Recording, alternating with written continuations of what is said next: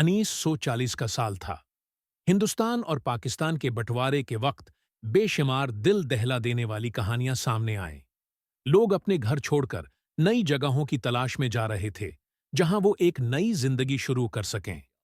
लेकिन उन कहानियों के दरमियान एक शहर का जिक्र ऐसा है जो आज भी एक मामा बना हुआ है।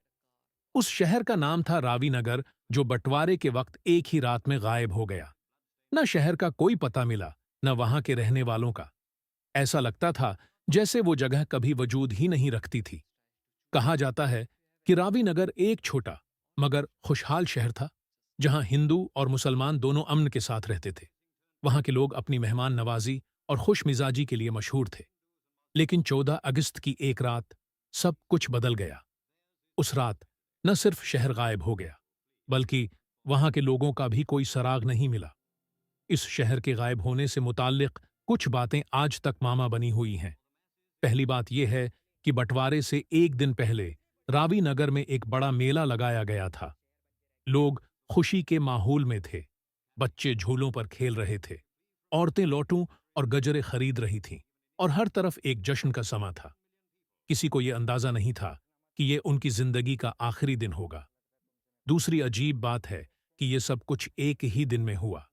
यह है कि बरतानवी दौर के नक्शों में रावी नगर का नाम वाज़ेह तौर पर मौजूद था, लेकिन 1968 के बाद के तमाम नक्शे से ये नाम गायब हो गया।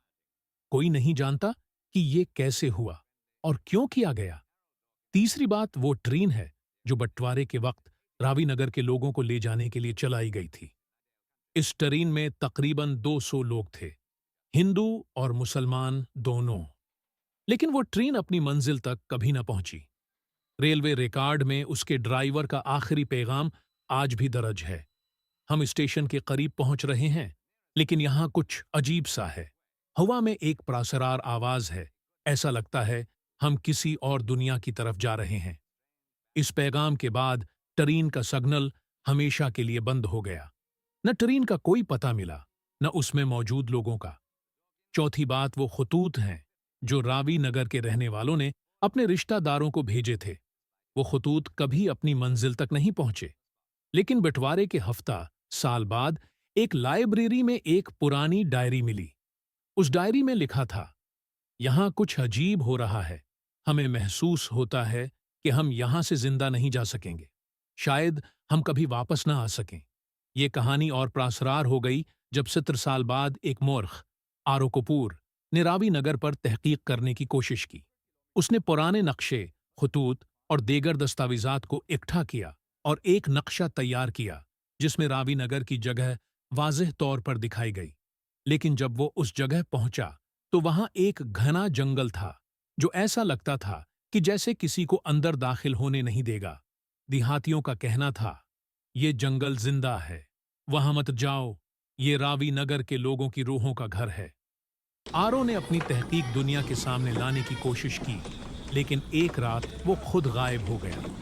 उसका आखिरी पैगाम ये था, मैं रावी नगर का राज समझ चुका हूं, लेकिन मुझे लगता है कि मैंने वो दरवाजा खोल दिया है जो कभी खुलना नहीं चाहिए था। आज तक कोई नहीं जानता कि रावी नगर एक हकीकत थी या सिर्फ एक अफसाना। लेकिन जो लोग उसके बारे में जानने की कोशिश करते हैं, वो या तो हमेशा के लिए गायब हो जाते हैं या फिर जिंदगी भर खामोश रहते हैं। कुछ लोग कहते हैं कि रावी नगर बंटवारे की कुर्बानी का एक खामोश गवाह था, और कुछ कहते हैं कि वो एक ऐसी जगह थी जो हमारी दुनिया से परे थी। अगर आप कभी रावी नदी के करीब जाएं, तो वहां के लोगों से रावी नगर के बारे में जरूर पूछें। शायद आपको कोई ऐसा राज मालूम हो जो आज तक किसी और को नहीं मिला।